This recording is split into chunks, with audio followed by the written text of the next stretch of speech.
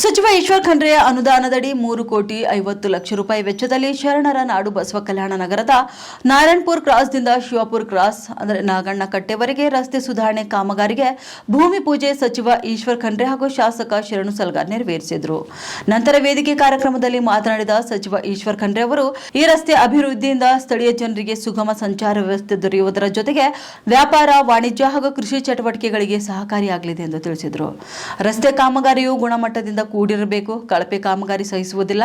ಇನ್ನು ಮುಂದಿನ 3 ತಿಂಗಳ ಒಳಗಾಗಿ ರಸ್ತೆ ಕಾಮಗಾರಿ ಮುಗಿದು ಜನರ ಸಂಚಾರಕ್ಕೆ ಸುಗಮವಾಗಬೇಕು ಎಂದು ಗುತ್ತಿಗೆದಾರರು ಮತ್ತು ಅಧಿಕಾರಿಗಳಿಗೆ ಸಚಿವ ಈಶ್ವರ್ ಖಂಡ್ರೆ ಖಡಕ್ ಎಚ್ಚರಿಕೆ ನೀಡಿದ್ದಾರೆ. ಹಾಗೂ ನೂತನ ಅನುಭವ ಮಂಟಪದ ಕಟ್ಟಡ ಕಾಮಗಾರಿಯು ವೇಗವಾಗಿ ನಡೆಯುತ್ತಿದ್ದು ಅದಕ್ಕೆ ಅನುದಾನ ಕೊರತೆ ಇಲ್ಲ.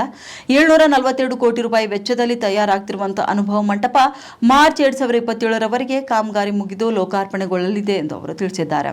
ಹಾಗೆ ಇಲ್ಲಿನ ಐತಿಹಾಸಿಕ ಪುರುಷಕಟ್ಟೆಗೂ ವಿಶೇಷ ಅನುದಾನ ಇಟ್ಟಿದ್ದೇವೆ.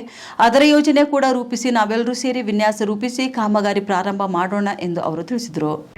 742 ಕೋಟಿ ರೂಪಾಯಿಗೆ ಕ್ಯಾಬಿನೆಟ್ಗೆ ತೆಗೆದುಕೊಂಡು ಹೋಗಿ ಅದನ್ನು ಅನುಮೋದನೆ ಪಡೆದು ಈಗ ಕಾಮಗಾರಿ ನಡೀತಾ ಇದೆ. ಪುರುಷಕಟ್ಟೆಗೆ ನಾವು ಅನುದಾನ ಇಟ್ಟಿದ್ದೇವೆ.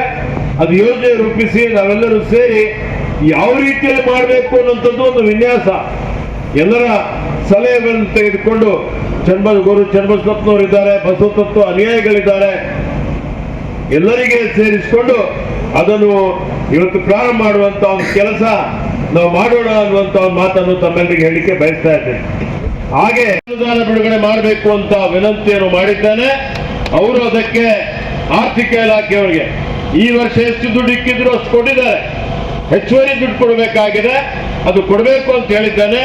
ಮಾರ್ಚ್ 1ನೇ ವಾರದಲ್ಲಿ ಆ ಅನುದಾನವನ್ನು ಕೊಡ್ತೀರಿ ಅನ್ನುವಂತ ಒಂದು ಭರವಸೆಯನ್ನು ಮಾನ್ಯ ಮುಖ್ಯಮಂತ್ರಿಗಳು ಕೊಟ್ಟಿದ್ದಾರೆ. ಅನುಭವ ಮಂಟಪದ ಕಾಮಗಾರಿ ವೇಗದ ಗತಿಯಲ್ಲಿ ನಡೀತಾ ಇದೆ. ಕಾಲಮಿತಿಯಲ್ಲಿ ಈ ಡಿಸೆಂಬರ್